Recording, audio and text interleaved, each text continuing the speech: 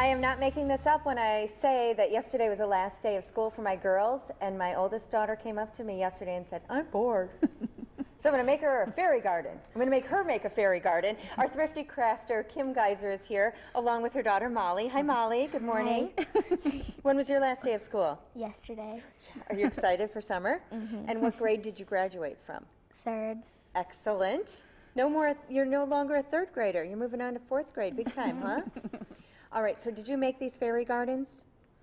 No. Did your mom? Well, Mom, let's talk first about what is a fairy garden. Well, it's just a fun little whimsical touch. I actually made these so you can keep them in the house or put them outside.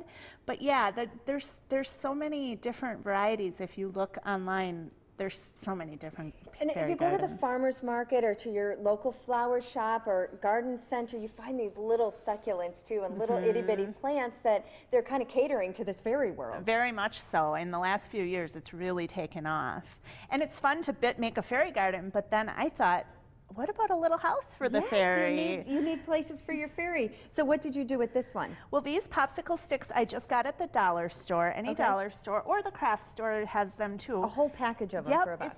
It's just, this was the just plain package. So there's 100 sticks in a package. You just line them up and kind of measure how many you need to make a complete wall, or you can just cut this off if you want to make the wall a little shorter. And hot glue, this is very hot glue. What do you think, Molly? Do you like the rainbow wall better than the natural wall? I made that one. You could paint this one too, I bet. Right, exactly. And then that makes a wall. And this could be a fence, it could be a wall, and you just, you're just going to make the walls. Other sides? Yeah. All right, and then have a house. You already did this. You weren't supposed to do this yet. So take these little guys, and then what you would do is kind of decorate. You have a little mirror here, is that right? Right. I just went into the little wood section at the hobby store.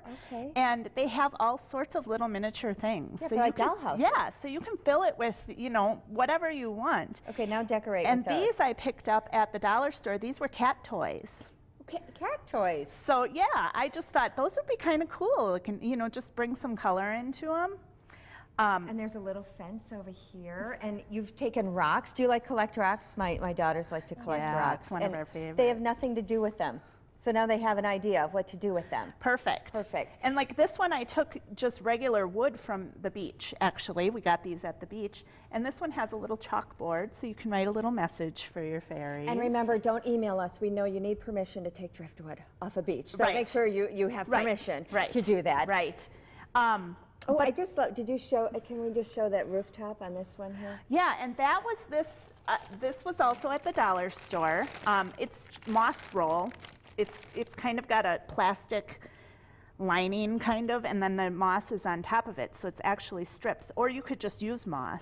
Okay. I have a lot of moss in my yard. Yeah, just pull it up off of your lawn. And Molly, why aren't you building? Come on, we need to build a house. Put another one together while we take a look at the suitcase. And this idea of a suitcase, this is truly a Kim Geiser specialty. She went to the thrift store and found a suitcase for $1. Yep. And then what did you do with it? Well, I just found baskets that would fit in here, and then I just filled it. Like one basket will have the glue sticks and the wire and twine, so that this can always kind of be around in the summer. So when the kids say, I'm bored, you can say, get your suitcase out and go and explore.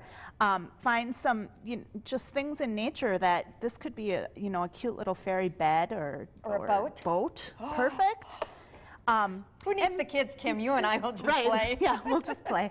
And then, if you're going to travel with it, obviously you can find containers to go in here that have lids on them so that you can close it up and you can actually carry the suitcase like a suitcase.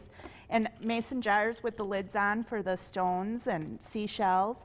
So I just kind of look for little things that would work for, any small craft.